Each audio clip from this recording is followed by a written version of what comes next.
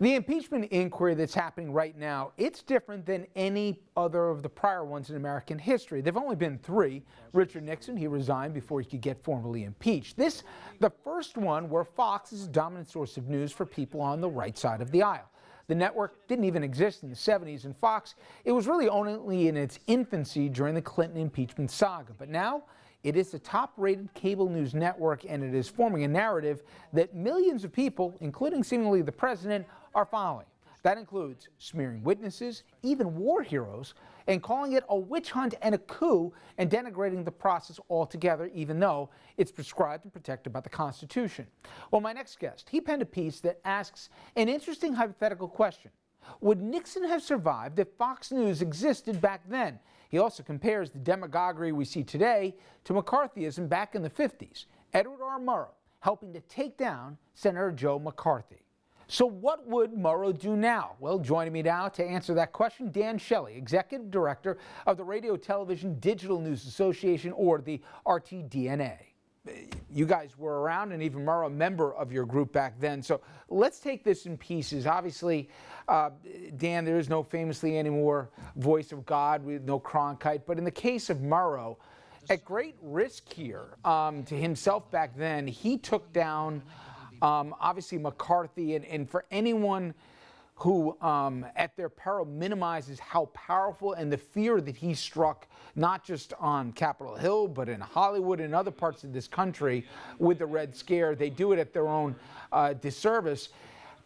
He was able to do that. I know no single media personality has that stick anymore or that kind of power, but nonetheless, if he was around, do you think it would make a difference? Could he be trusted as a truth teller when everybody goes in their own silos today? Well, I think there's a lot of factors that are different than what existed in 1954 when Murrow first took on McCarthy in his famous March 1954 See It Now broadcast. And I will tell you, there was a lot of fear and trepidation at CBS News and among many people who worked on Murrow's staff about whether to take on McCarthy. So what they decided to do was do a half-hour show where they let the senator speak for himself. They used clips of Senator McCarthy. They used his own words to demonstrate what a demagogue he was and the harm he was doing to a lot of people who were not communists at all. You know, Dan, because I like to, but I think it's also informative. I want to play a clip of Murrow when he famously took directly on Senator McCarthy. He proved again that anyone who exposes him, anyone who does not share his hysterical disregard for decency and human dignity and the rights guaranteed by the Constitution, must be either a communist or a fellow traveler.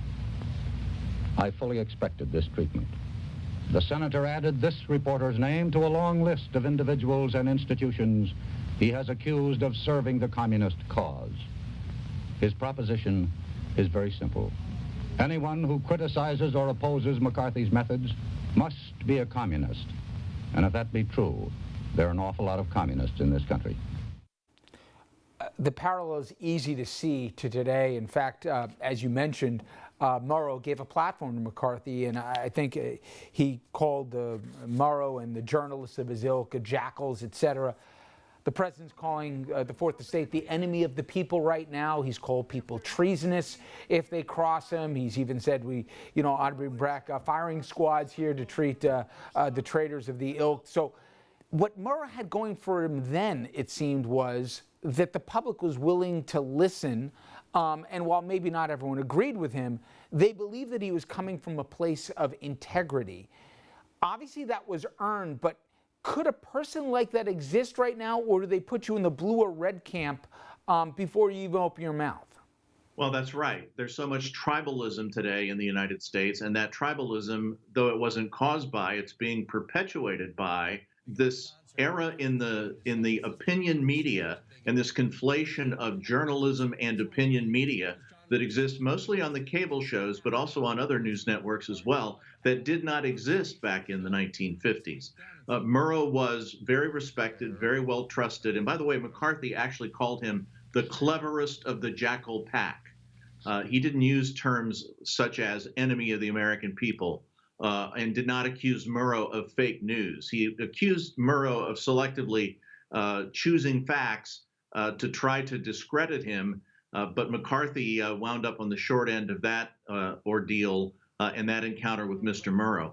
Mr. Murrow, based on all of the evidence, based on everything that scholars and his contemporaries have said, was not out to get Joe McCarthy because he had a personal vendetta against Joe McCarthy. He was out to expose McCarthy as a hypocrite and a demagogue, and he was quite successful in that. The other variable that you talk about in your piece was obviously there weren't the 24-hour news networks in the day and age of Murrow, but there is a unique element to Fox News now, and we've seen it with some of even the recent departures as recently as this week, another one of the news division not seeing a place for, pardon the pun, fair and balanced in terms of straight reporting. Shepard Smith, obviously, his departure, the headliner there, but there have been others. The opinion portion of the evening content, and I defy anyone to be able to watch the channel and make the distinction between the two, but nonetheless, if people are only getting their news from here, they're being aided and abetted in going after the very things that you just saw Murrow talk about, going after people's patriotism, going after people who've done service to country, including folks who testified in the last 2 weeks on Capitol Hill.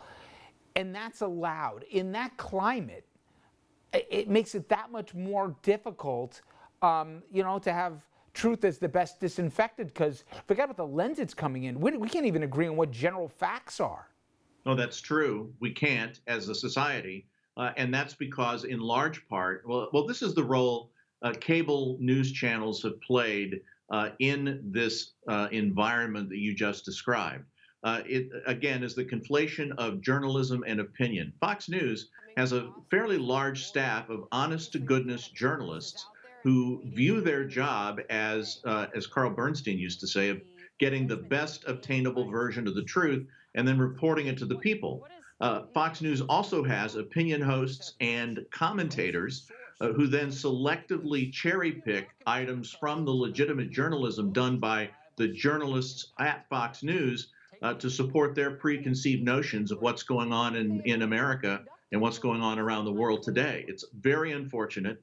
I have called on the cable news channels on multiple occasions and have done so vociferously. You've got to do a better job, guys, of labeling who is a journalist and who is an opinion host or an opinion contributor or analyst.